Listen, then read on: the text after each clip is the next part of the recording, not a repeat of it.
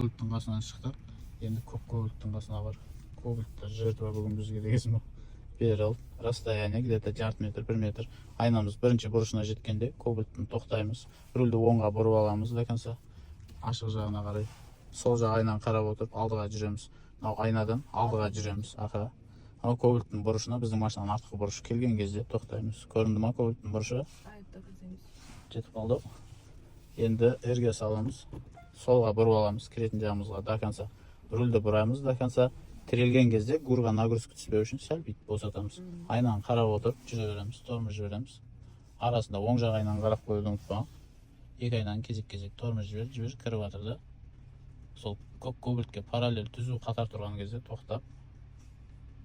Түзу болма, алдына бір қара, түзу болды. Руль туралы 1, 2, жай тормоз жібереміз. Камераға қарама, айнамен жұмыс істеген дұрыс. Тормоз жібереміз.